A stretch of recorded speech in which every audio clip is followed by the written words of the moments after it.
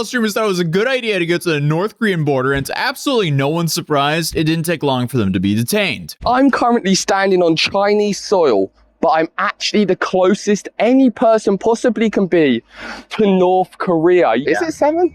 They want to us. Of course.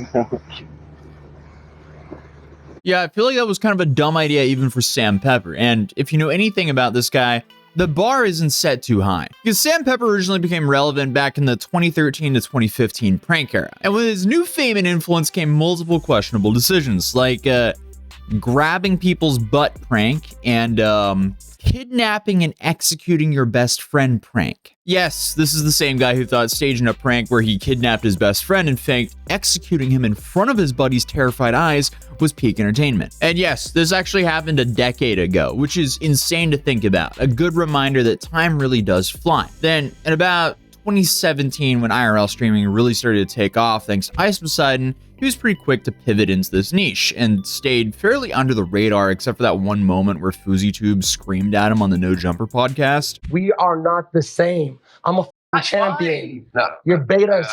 I'm an alpha. I'm a lion. That's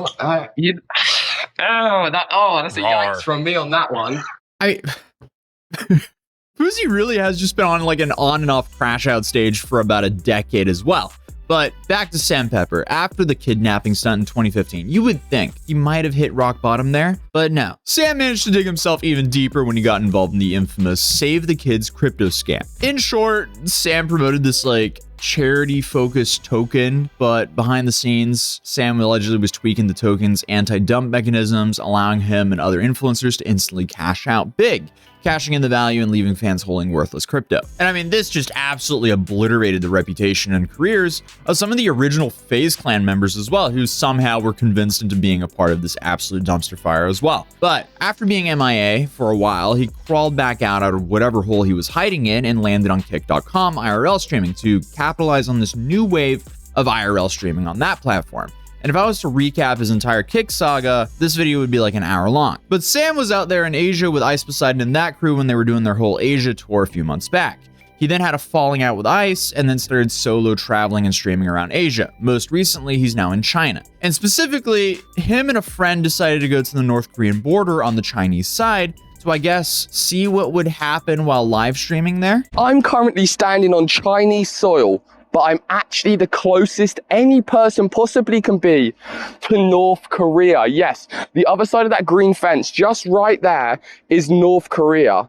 And if you look all the way into the distance, if I zoom in, there is North Korean people just on the other side of that fence. That's a North Korean person right there. Maybe I can get them to wave to me. Actually, they're never going to be able to see me. They're kind of a little bit far away. And like, there's little farms over there. I saw like someone walking his cow, and like over here is like the patrol tower where they like check what's going on. And then there's really nice, beautiful mountains over here. Look how green and luscious they are. And right there is a bridge, and it's the only bridge in this area that connects China and North Korea together. I think in the next video we're going to go and check that out. I mean, dudes are essentially clip farming in the North Korean border like we were doing back in 2019 outside of the Area 51 gate. It's like Halloween, but we're just annoying people. The only difference is the outcome is a little bit more predictable when you're on US soil and you don't F around. At least if you're an American right now. With the sirens on. Yes. 你好。 Let me do talking. 在机场对面那块江边，我们在这呢啊，赶紧给他反过来啊。I'm from England and he's from Germany. 啊，他俩一个是那个英国的，一个是那个德国的，啥也听我啊。你们来这里做什么？ Oh, we came to film some videos. It's an interesting town for us. We wanted to look over, see North Korea and see what's going on. 拍些视频。我们来这里拍摄一些视频，因为把证件拿来一下，有没有 passport? 护照？ Oh yeah. Passport. 那个弄来。 Yes. No, of course he's gonna want yours. Just give it to them. try never. But no, this is not a situation. Just trust me. I feel like Sam has said this before to other friends. For example, like Drew sharing. Then they ended up getting arrested together. Shout out Drew though. He's actually killing it right now. But now, apparently the police want to take him back to the police station.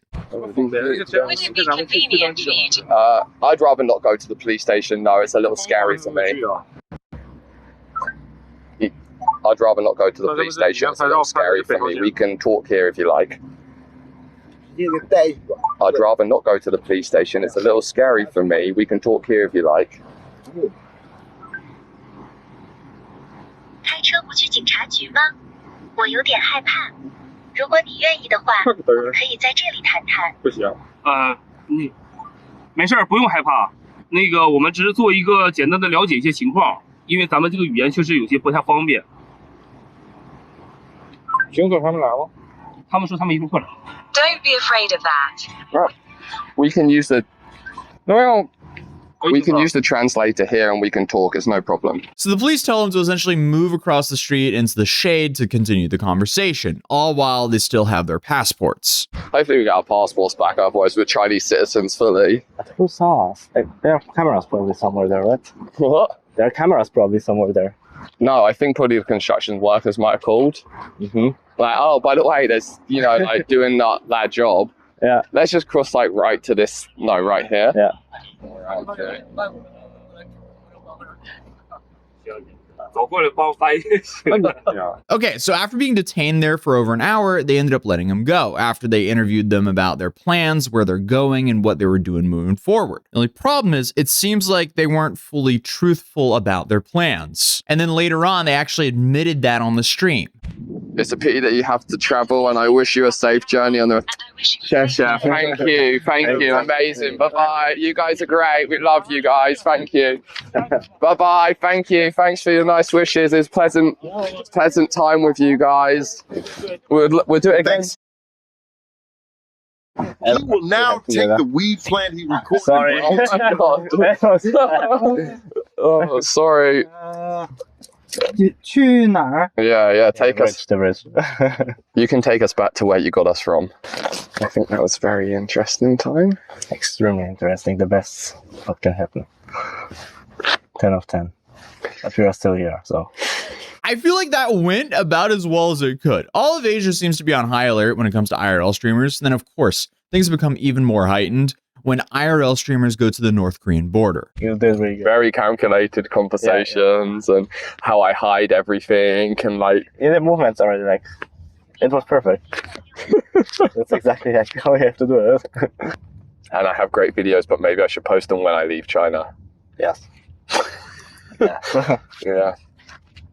And after you gave them exactly your number from the hotel, That's fine. I had 0. No, but bro, Yeah, they called the hotel. They called it. Yeah, So if I would have lied to them, they would have just called the hotel. I would give them just not exactly, just 2 numbers next rooms. Because they basically, I think Yes, but they called them. I watched them. Okay. Yes. I don't know about you, but that's not really a conversation that I feel like should be streamed while they're still currently in China. I knew that one was like I knew that one we had to be really careful with. For sure. Yeah, and they saw the chat, right? They saw it. What? They saw the chat, but I didn't realize what it is. The police. Oh, no, he did. Yes, I know. No, he realized completely what it was. He said, "Are you live streaming?" Really? The Chinese really know about live streaming. He saw the chat and he said, "Are you live streaming?" I quickly locked the phone. Well, I mean, if you're so worried about it, why are you still streaming then? I mean, this might not be the last time they run into the police over there. Inherently, at least from what I could see, they weren't doing anything wrong here. But when you're admitting to misleading the police and government officials and wanting to do so while you're still there, I'm not sure that's the smartest thing to do. If you visit China, I mean, you're playing by their rules. So there's no real reason or point to try to sneak around them there, because why would you ever risk getting flagged and brought into some situation over there? That just sounds like an overall bad time for no upside whatsoever. Because in China, police can actually detain someone for a maximum of 37 days without formally arresting them. I don't know about you guys, but that would be something I would want to avoid at all costs. But I'm also speaking as someone who's never been to mainland China. I've only been to Hong Kong. I actually had a great time there and I didn't have a single problem. But I was also on like a heightened, I am on my absolute best behavior while I was out there. And I definitely wouldn't ever try to mislead or hide anything from law enforcement out there. But either way, as I said previously, this went pretty much about as good as it could go. And that was the story of how two absolute goobers got detained at the North Korean border for their own live stream content. So hey, if you're new here, feel free to subscribe and I'll see you guys in the next video tomorrow. Peace.